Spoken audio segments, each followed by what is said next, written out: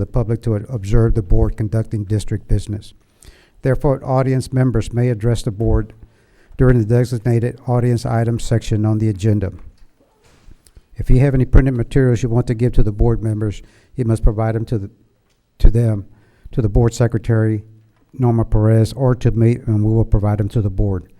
We also ask the members of the audience be respectful of others and remain quiet during the meeting so that everyone is able to hear the proceedings. For your convenience, microphones are not on either side of the room today.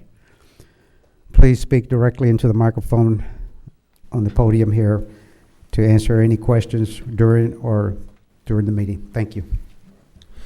Thank you, officer. The time is 6 p.m. and this meeting is hereby called to order. We have the presence of a quorum and the meeting has been duly called and notice of the meeting has been posted for the time and manner required by law. Please rise for the pledges of allegiance and remain standing for the silent invocation.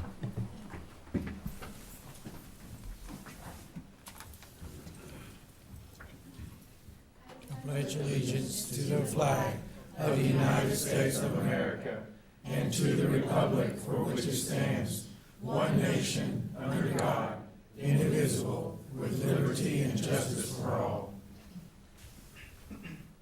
Honor the Texas flag. I pledge allegiance to thee, Texas, one state under God, one and indivisible. I'd like for us to remember those that went through all the difficulties in Hurricane Michael the past week. If you keep them in your prayers.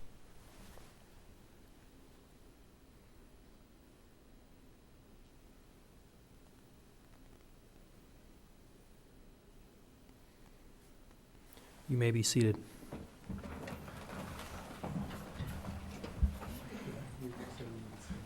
First up are our recognitions. Thank you, Mr. President. If the board would join me in front of the dais, we would like to recognize some talented and outstanding students and staff.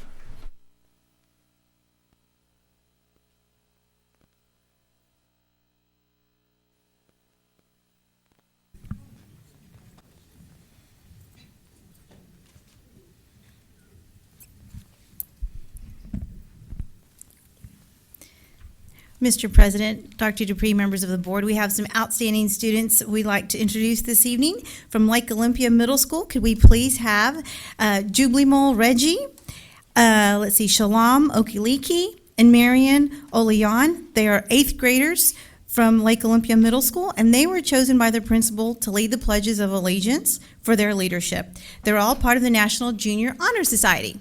Congratulations.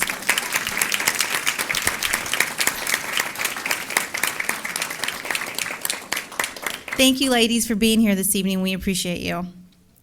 Next, I'd like to invite Miss Hannah Lee. She's a sophomore at Clements High School. If she could please join us. Miss Lee won the 2018 Congressional Art Competition with her painting In the Moment. The painting will be on display at the U.S. Capitol for 1 year. Yes, we have big hand for Miss Lee. And if I could introduce and please ask Ms. Tori McFarland from Congressman Olson's office to stand up. We appreciate him sponsoring Ms. Lee and winning this award. Thank you so much.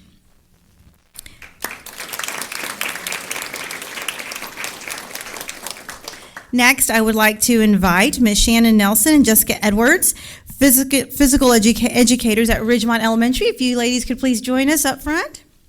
Ridgemont Elementary has received the Bronze National Award from Alliance for a Healthier Generation. The school has been listed as one of America's healthiest schools on the Healthier Generations list for 2018. Congratulations.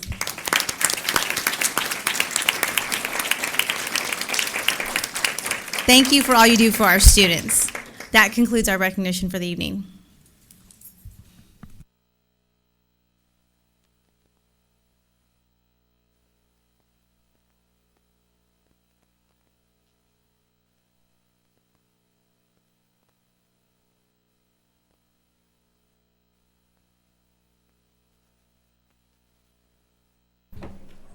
All right, next up are our audience items. First, we would like to have Mr. Reginald Moore.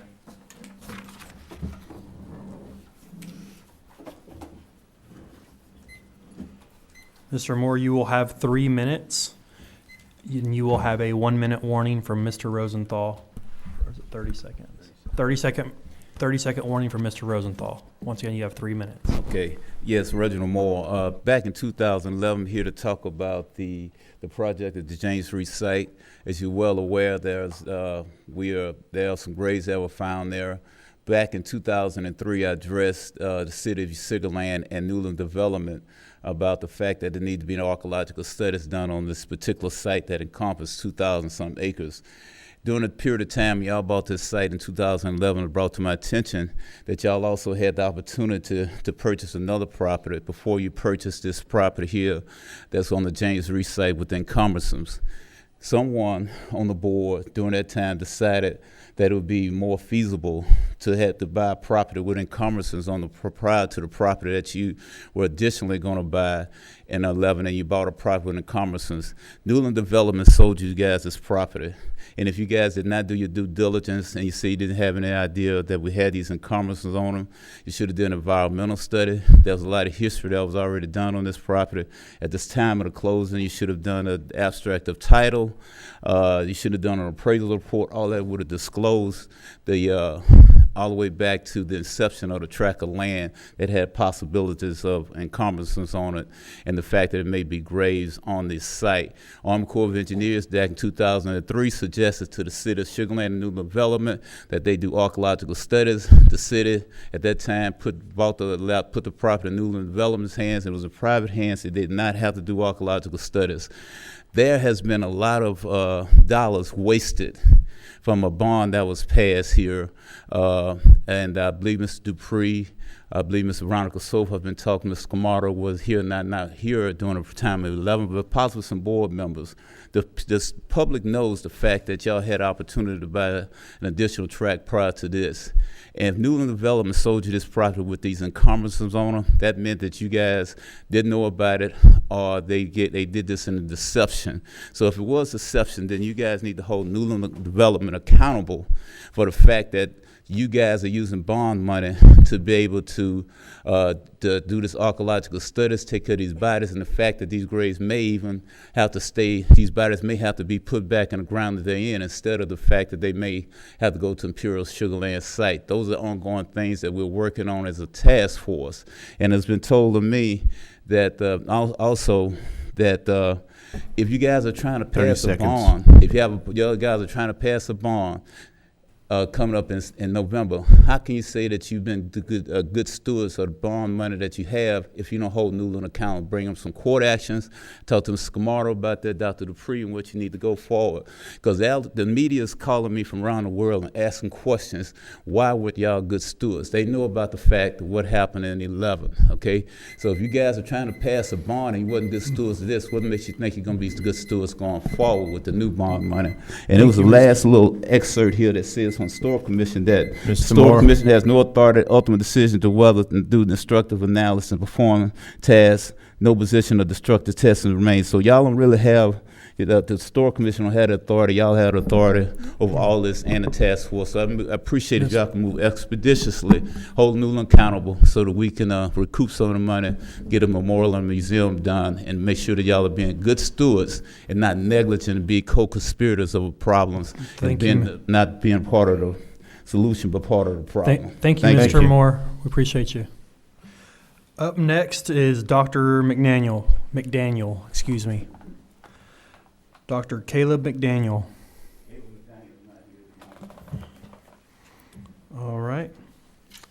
That is it for our audience items. Next up is information items. Our educational specifications update, Dr. Dupree. Yes, sir. We have this one item this evening. Our team has been working for a while to develop updated educational specifications for all 3 grade levels, and we are ready to present that. So who's gonna open the presentation?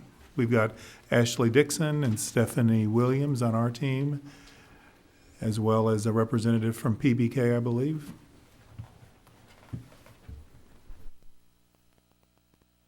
Good evening, Mr. Board President, members of the board, Dr. Dupree. Okay. Hello.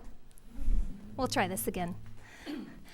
Good evening, Board President, members of the board, Dr. Dupree. My name is Ashley Dixon. I'm with Design and Construction. I have the privilege of presenting today with Stephanie Williams, Executive Director for Teaching and Learning, and Irene Negaglione, an expert in the K-12 research, programming, and innovation in education into architecture. We will be providing you an informational presentation of the 2018 elementary school, middle school, and high school ed specs. So let's start. What is education specifications? By defining it is defined by Texas Education Agency as a detailed narrative developed by the district to guide the design process. The education specifications are to be used on new facilities as well as in major renovation projects. The ed specs are also to be developed to allow input from teachers and other campus staff, as well as district program staff. Our timeline. Back in October of 2017, we began the process of updating the education specifications. FBISD operations staff, along with PBK architects and their consultants, held 3 board visioning workshops. These workshops were focused on ensuring that the vision for learning would be effectively and accurately reflected in the final version of the 2018 education specifications. In November of 2017, the Educational Specifications Design Team, which included design construction representatives and Into Architecture, began conducting the first of 6 series of departmental stakeholder meetings. At the same time, we formulated the Educational Specification Learning Framework Committee. We held 2 meetings, both in November and December, to develop and apply the design principles to guide the design of the ideal learner experience in every FBISD learning environment. Committee members included FBISD students, teachers, campus leaders, administration staff, and the community. In December, we held that second meeting to refine the learner experience and apply the design principles to the experience. Oops. So the drivers for the change. The drivers for change the team utilized when working on the 2018 education specification included board-adopted strategic framework, including the profile of a graduate and core beliefs and commitments, as well as the facility standards and the CS local policy. The design principles identified in the facility standards policy, CS local, included safety, learning, community, and sustainability. Attributes included in the education specifications for safe spaces included community access, inclusiveness, learning spaces, wellness spaces, and movement. The design principles and attributes are defined in the educational specifications and the development process tab. The second design principle identified in the facility standards policy is learning. Application of the learning spaces in the 2018 ed specs include design considerations such as furniture, adaptive spaces, movement, inclusiveness, wellness spaces, community access, technology and future-ready tools, collaboration spaces, and presentation spaces. The third design principle identified in CS Local is community. Design attributes the community access embraces aesthetics, inclusiveness, collaboration, learning spaces, and adaptive spaces. The final design principle included in the policy was sustainability. Characteristics included in sustainable building spaces are wellness, technology and future-ready tools, learning spaces, and adaptive spaces. Now I will hand off the presentation to Stephanie Williams. She's going to give us some additional information on the drivers for change as it pertains to curriculum and instruction. Good evening. Each of the design principles that Ashley has communicated tonight tie to key drivers for change, which focus on instructional practice. First, the written curriculum was developed to support student-centered learning experiences that focus on the development of students as owners of their learning. These design principles support transitioning the learner experience from teacher-directed learning to student-empowered learning through the purposeful use of technology and blended learning within our classrooms. Most importantly, the design principles and education specifications allow for us to achieve the vision of Fort Bend ISD and build the profile of the graduate attributes in all of our students through communication, collaboration, and extended learning experiences. Beginning with elementary classroom organization, you find that in elementary, the classrooms are organized by grade level. And they're organized in this way to allow for consistent communication and collaboration among teachers and students, beginning with the centralized collaboration space found in the middle of the grade level, which is accessible by all. Next, we have the team professional learning community area where teachers can meet to plan instruction, discuss student work, and determine what interventions and enrichments are needed. Finally, the other collaboration space that is added on each grade level pod is a common outdoor learning space. Likewise, the grade level instructional pull-out space allows for ongoing intervention for all students in each grade level. The next slide shows the middle school classroom organization. In middle school, one of the key features of the design is that it has the option for an interdisciplinary approach by grade level.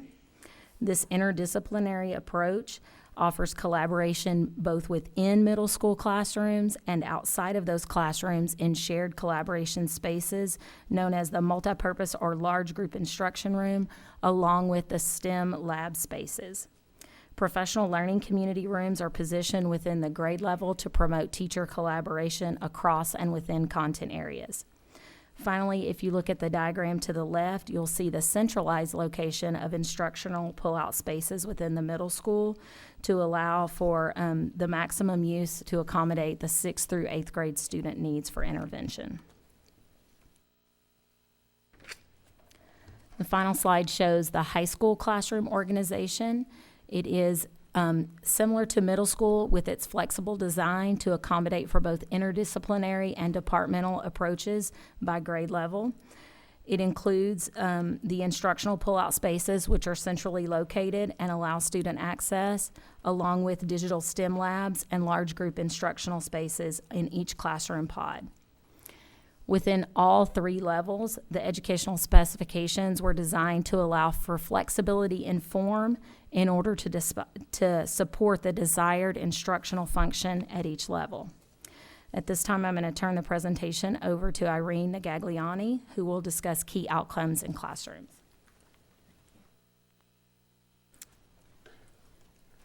So one of the first things we did is we looked at each one of the design principles and looked at the classroom spaces to figure out what was the best way to incorporate those into the classroom spaces to give them the more flexibility and agility that you were looking for.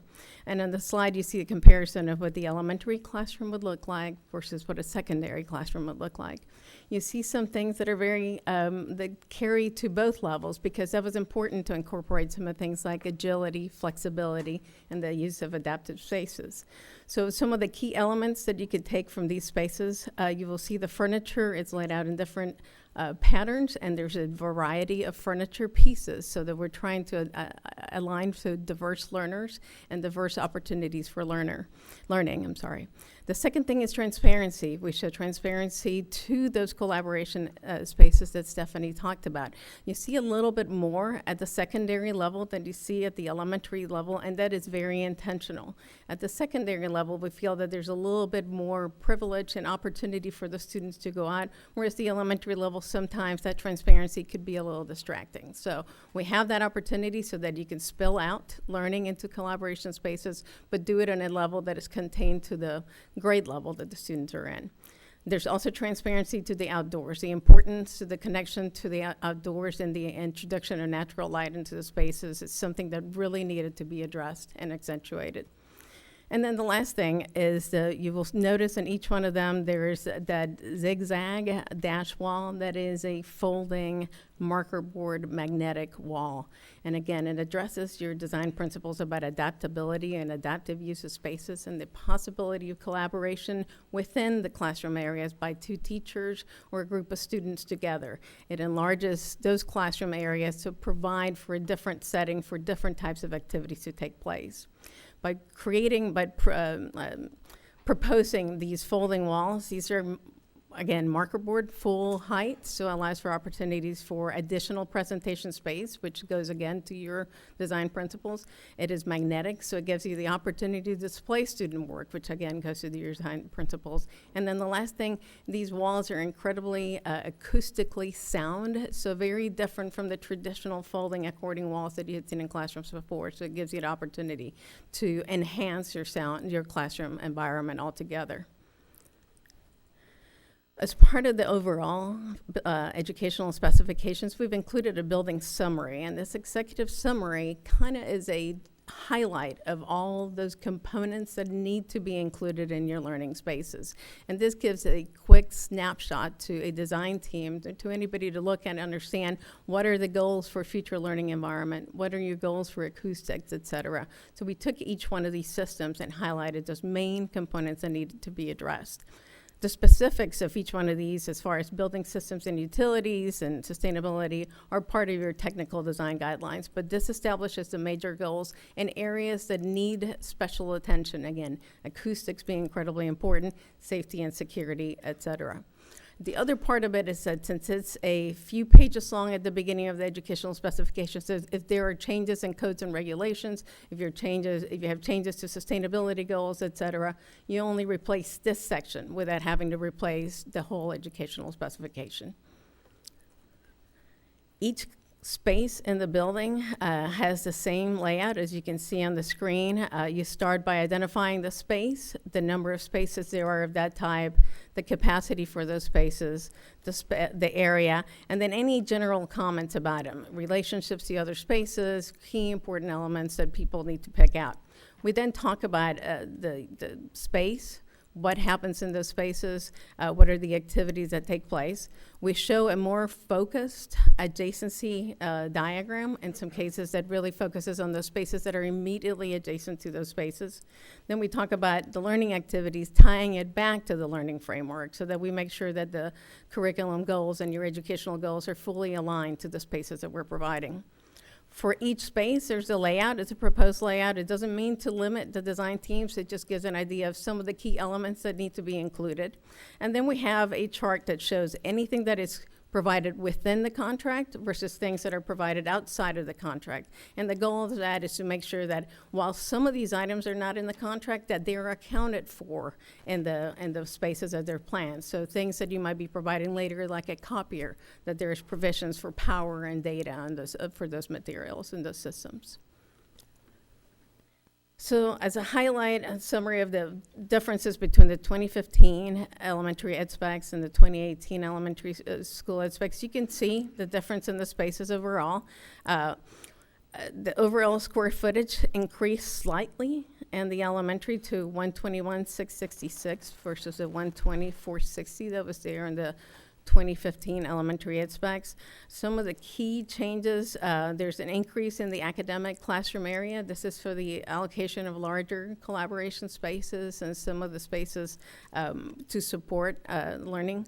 There's some additional spaces that were added for security. This is, again, office provided. And then there's some slight differences in circulation allocations because we have some of these collaboration spaces and because we've integrated some of the spaces, we were able to reduce the circulation. And you can see the design capacity of the elementary schools is 850 with a core space for 1,000. At the middle schools, we're comparing to the 2012 middle school, which was the last iteration of your SBACs. And one of the biggest things that you will notice is the decrease in academic classroom area. And we just want to point out is because we align the number of spaces, the class areas, to make sure that it truly aligns to the capacity of your building. So we haven't reduced academic spaces, we just aligned the capacity. And then there's some of the spaces that were listed under that have moved to other spaces, like the health classroom has moved to athletics and PE. So we've aligned it to the program that was being offered. And overall, we have an increase of about 16,000 square feet in your middle schools. And then the design capacity is 1,400 and with a core space of 1,600. Lastly, the high school summary, as it compares to your 2012 high school. You can see that the overall square footage for the high schools has grown significantly to 484,000 square feet versus the 415. This allows for some additional spaces in fine arts. It allows for the creation of collaboration spaces and PLC spaces for the high schools, which were not there before, as well as some additional spaces in athletics and PE, including the addition of a third gym for the campuses. Design capacity of your high schools was designed for 2,800 with the core for 3,000. And So next, we're going to talk about the process for keeping the educational specifications current. We implement on the 2018 bond, if we have a successful election, we are going to be having many elementary schools, a middle school design, and a high school. One of the notes of 2012, when we talk about the middle school and high school, we did not design a middle school or a high school to those education specifications. This will be the first time we design to the 2018 education specifications for all elementary, middle, and high school associated with the 2018 bond. After we give that information to the design team, we review. We review with district stakeholders, and we implement that into our construction project. After we finish the projects, we review with district stakeholders again. We obtain feedback from them that is able to be utilized in the reconsider process, as in if we are going to be updating. We will adapt if necessary, and then we will continuing to approve. This is an evolving document. This is something that as programs get included or change, we will adapt that in future revisions. Other than that. So, questions? Mrs. James?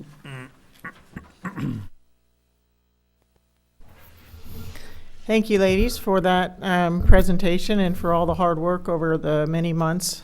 Well, I guess we're coming up on a year now, aren't we?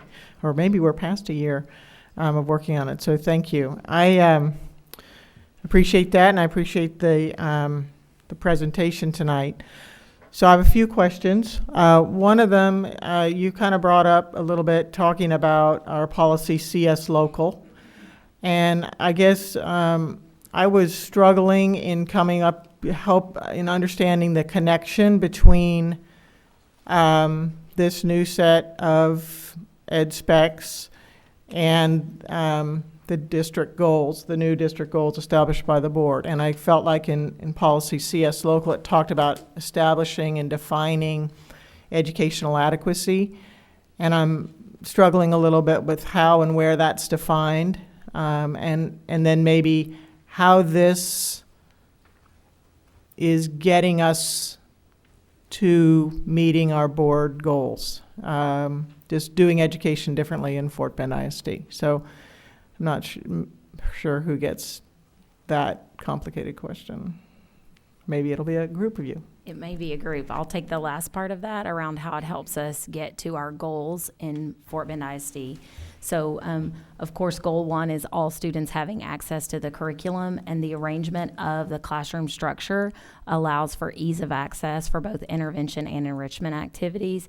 Those arrows show the flow that students can take, moving away from me having one classroom of 30 kids to our group being in charge of maybe that grade level or that department of students, and flexibility in where students go to work on whatever the assignment is.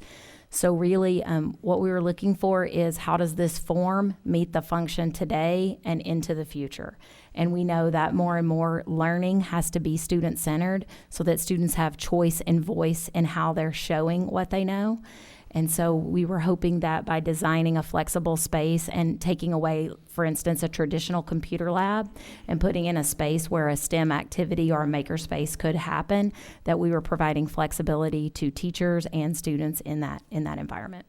So so just to follow up on that, so that STEM lab space you consider sort of a maker space, or maybe whatever's appropriate to that group of students in that pod? Absolutely. As you know, last year we defined the K-12 skills to know and tools to show with technology.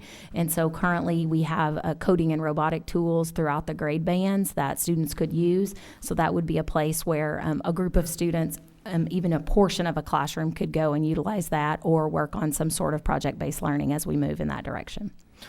Okay, so one more just follow up. So do we have that that educational adequacy written out in a way that connects those goals to this? I looked for it in sort of the description, but I might have, or the introductions to the big binders, but I didn't really see it. But do we have it written out as any place is what I'm looking for? We do. We actually define that in the program details for every program space. So in that we're talking about, and I apologize because it's, we tried to combine as much as, okay.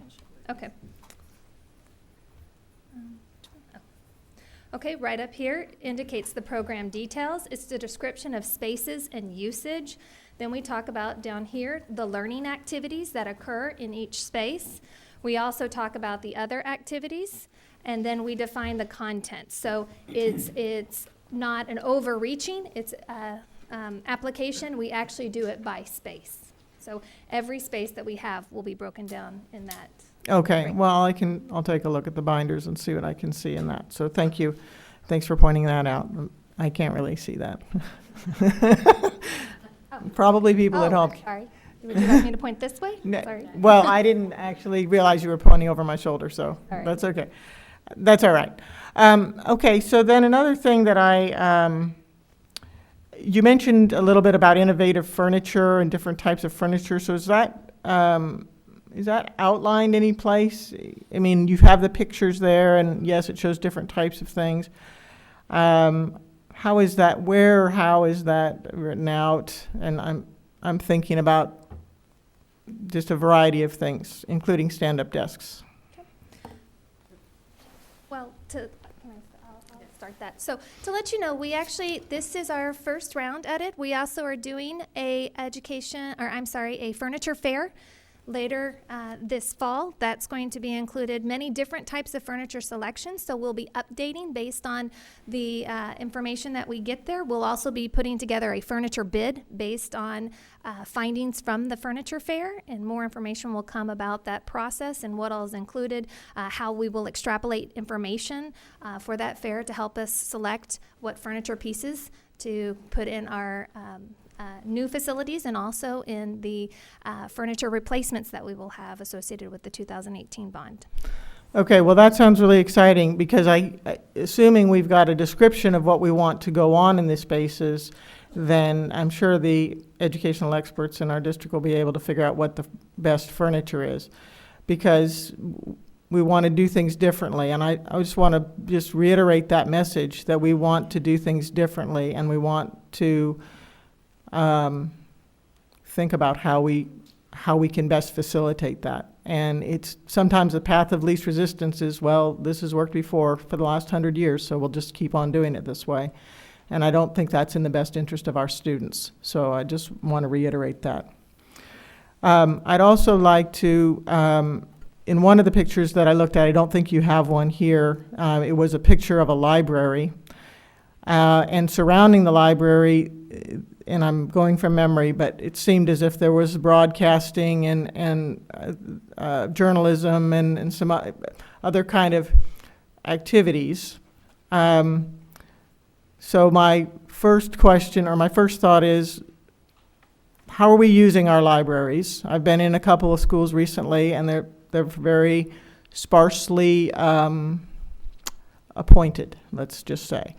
So I'm not sure how the libraries are being used, and I noticed the space is increased, but what's the vision for using these spaces, and how do we connect some of these creative broadcasting, journalism, maker spaces, STEM labs to maybe the library and have this sort of be our creative hub?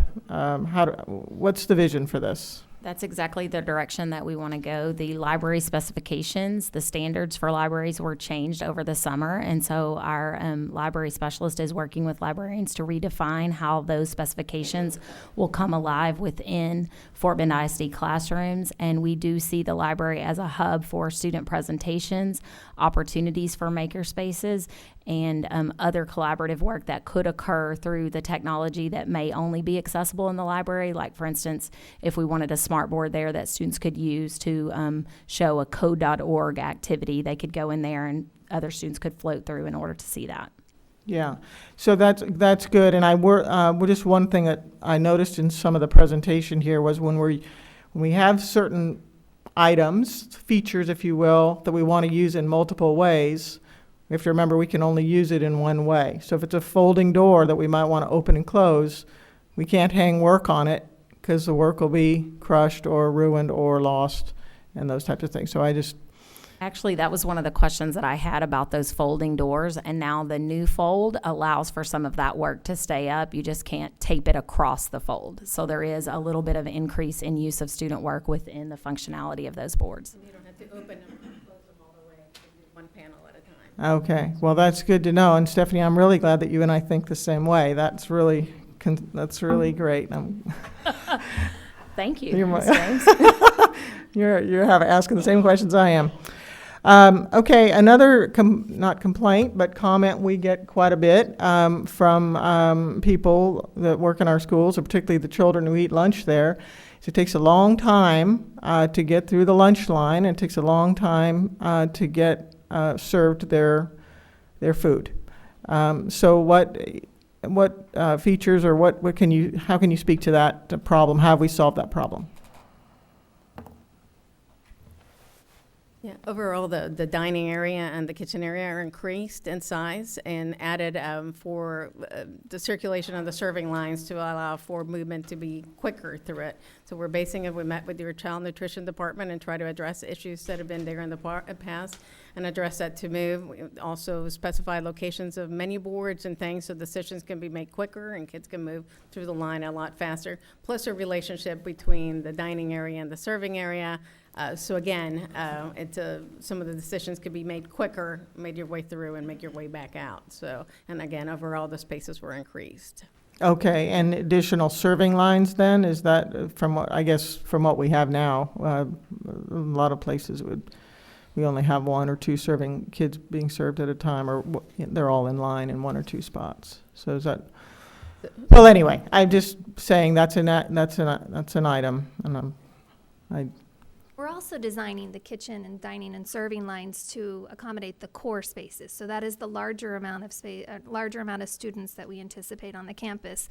Also, through part of the implementation process, we meet with departmental stakeholders. One of the things that we have done in the past with curriculum or with child nutrition is to actually get feedback from them from adjacent schools on the utilization of their or participation on the serving lines, and then we will adjust. Sometimes we can talk to them about, adding that additional serving line if it is warranted, but we do have that overall capacity to make that adjustment. okay, that's great, because the more time kids are standing in line, the less time they're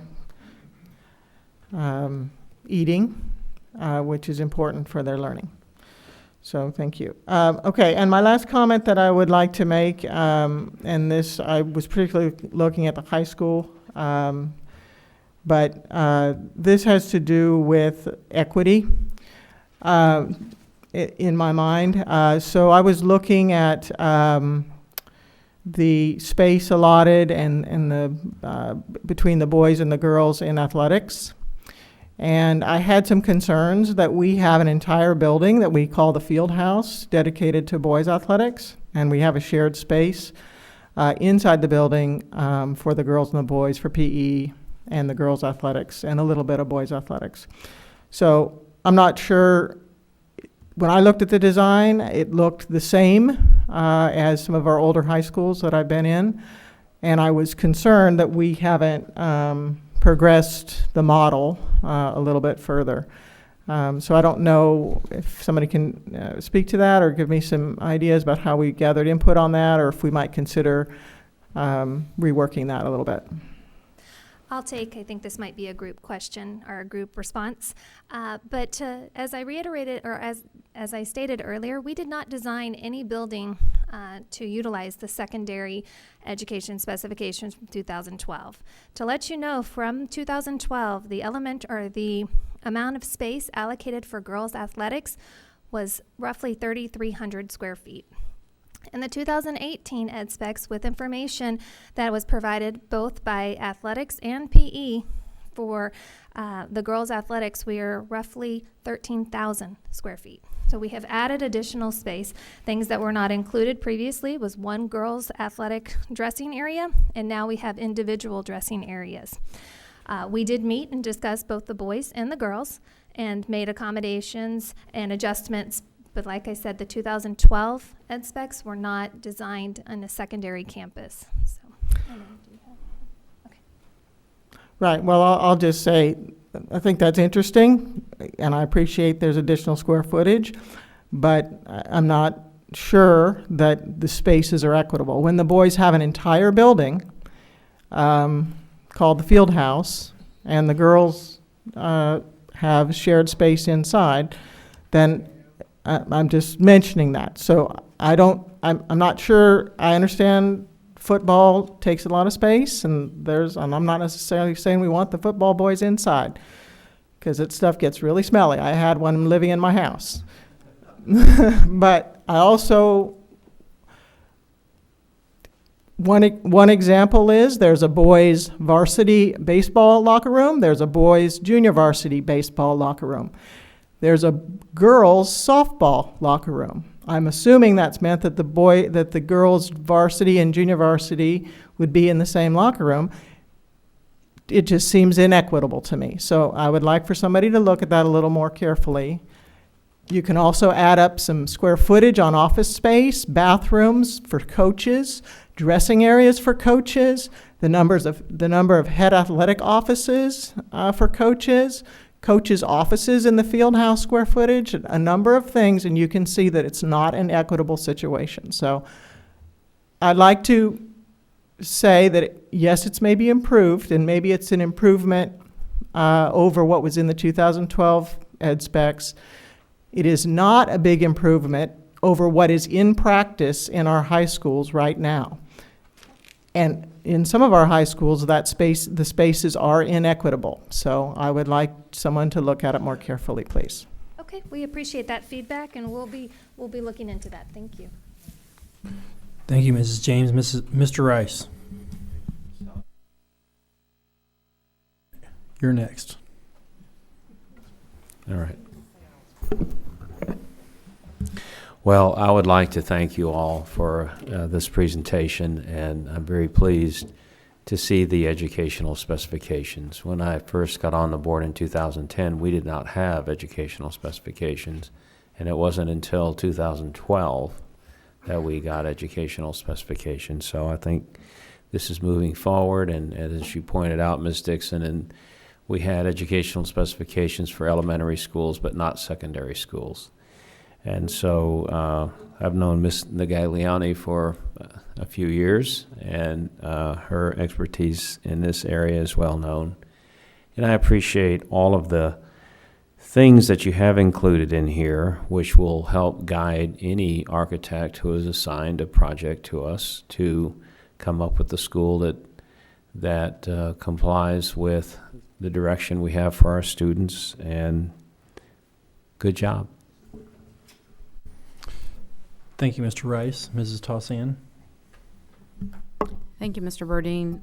So I'm going to follow up on something Ms. James had to say in just a few minutes. But my first question is, how are we going to make sure all of this is implemented in our classrooms? That's always my question, because we sit in here and we plan and we do a lot of great things and we create a lot of great things, but it's not going to help our students if we don't make sure that it's happening in the classrooms. So what's our plan for that?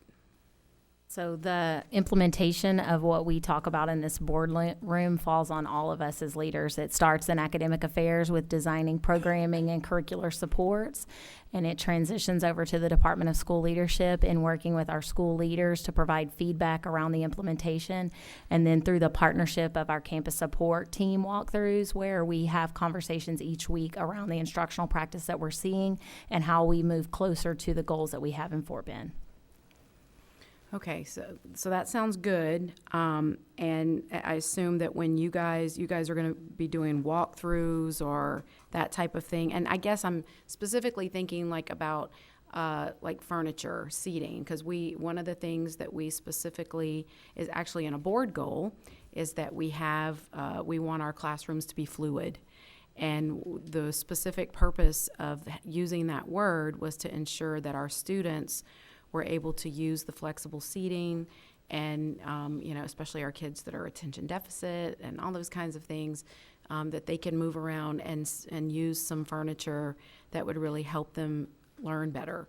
So are we going to be doing walkthroughs and making sure that those kinds of things are being offered for our students as we build our warehouse of furniture that's going to be offered?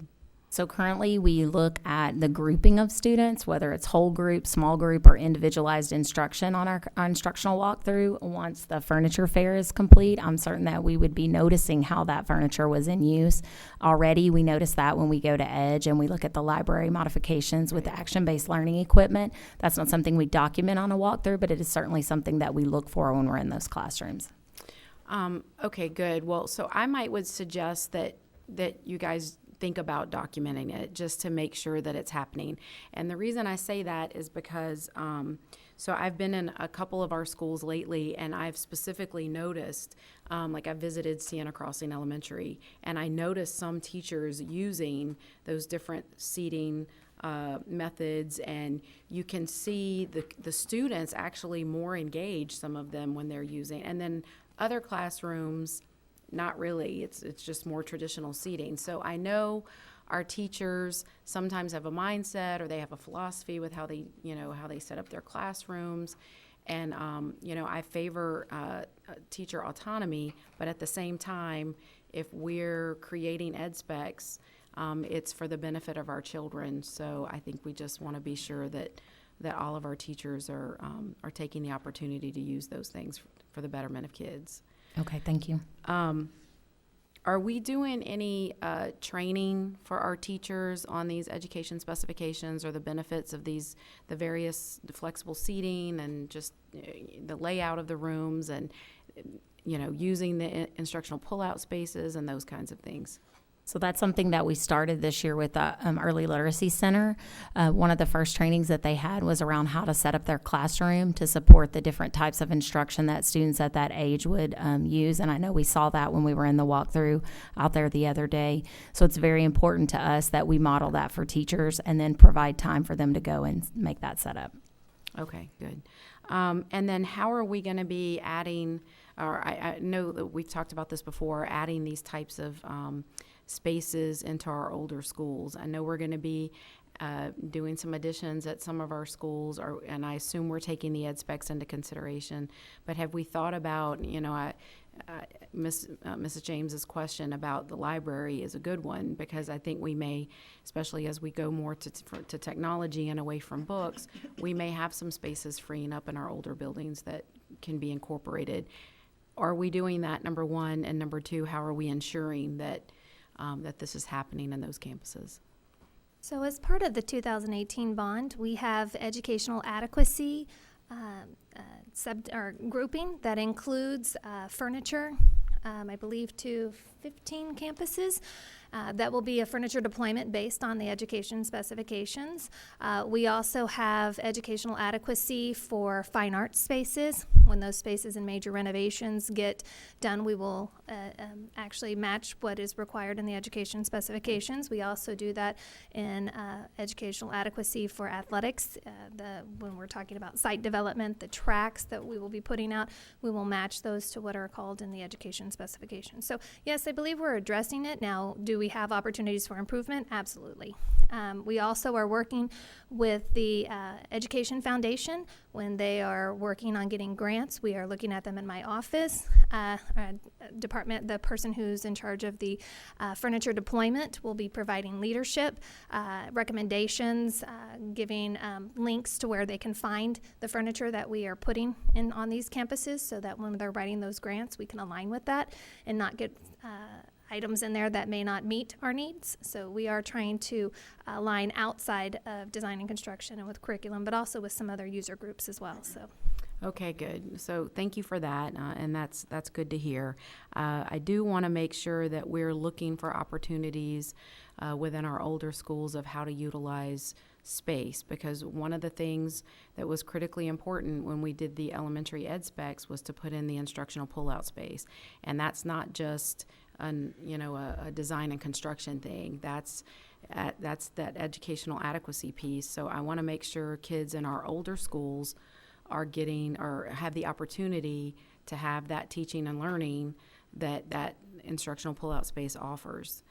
So as we are looking at our buildings and how we're using our spaces, I think it's important for us to make sure that we provide that access to all of our kids. Absolutely. And on the 2014, the additions that we did to the campus included planning learning communities and also instructional pull-out spaces in those renovated spaces. But I absolutely understand what you're saying. Okay. And maybe when we think about our capacity numbers, I know we've talked quite a bit about our capacity and how many students can our schools hold. I think we need to take that into consideration, that we want those pull-out spaces and those collaborative spaces for our kids. So as we're doing those numbers, that functional capacity, I think we need to really keep that into consideration. So my last question is, I hadn't added up the numbers for the athletic facilities for our women and our men. So I appreciate you bringing that up. Is there a particular reason that that's different? No, we had, as I had indicated on the timeline, we met with our departmental stakeholder groups.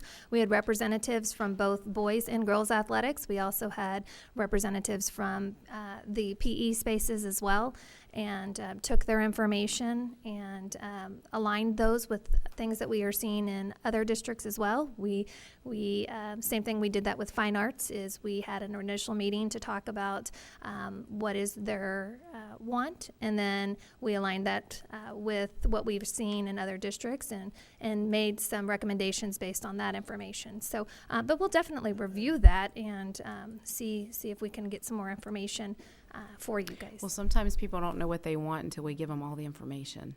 So it's probably something that's just not been looked at and maybe not thought about. Maybe maybe there truly is a need for larger spaces, and that's fine. I mean, I think it'd be good to have that information to know if that's a reason for that or not. But otherwise, it just probably doesn't look very good in 2018. Well, I appreciate the feedback, and we definitely will follow up on that. So the last thing I want to say is thank you guys for all your hard work on this. I mean, we started this a while back, and not just, it was a lengthy process. It was very involved, and I personally appreciate all the efforts that were made because, I have kids that are going to benefit from it, and I'm already seeing the benefit from it. I have one that's at the brand new Ronald Thornton Middle School, and even though it wasn't designed specifically based on specification, these ed specs, all of those maker spaces and those collaborative spaces, which everybody will see when we dedicate on Sunday, they're there and they've been incorporated, and it's really good to see. So thank you. Thank you, Mrs. Tossan. Mrs. Halliger. Yes, thank you for the presentation. I just wanted to, Ms. Tessin had already kind of started the question that I had around some of our older schools, and I don't quite remember how we do that, but, you know, what is our process to update some of those older schools? Is it like N-2 aspects, or what is the process of relooking at those things? Because, you know, I know we can't do it every year or those kinds of things, or every time we have a new aspect. So how do we determine which schools we modify and update and those kinds of things? Yeah.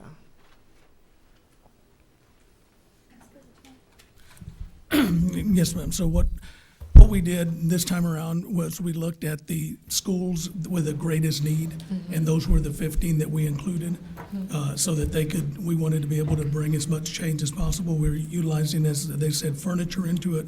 The other part that they failed to speak about was technology. They're going to get technology so that they'll be able to do the same thing in that building that'll be done in a brand new building, and then also anything that we touch, as Ashley said, we will go ahead and update to the new ed spec.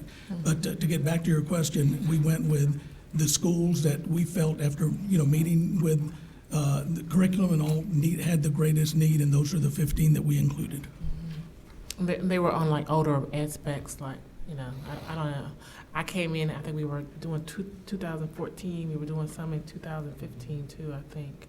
So, yeah, those schools would have been in whatever ed spec, and as Mr. Rice said, maybe there wasn't even an ed spec at that time, but whenever they were constructed, that's literally what they were constructed under. Okay, all right.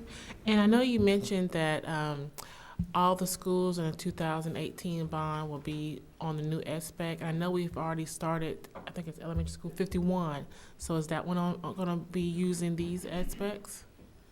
One advantage of a long process is because we started this in October of 2017, we were able to incorporate many items in the classrooms. Oh, I was just scrolling. I'll point this way. Yes. So with regards to the elementary school classroom, we do have the full height magnetic marker board wall that opens up. We also have the technology that we are calling for in the 2018 education specifications throughout the campus. We include the furniture components. We'll be tweaking that based on the furniture fair, not necessarily just this layout, but because we are going to be ordering furniture at the beginning of 2019 for this campus, we will pick up those items in the furniture fair.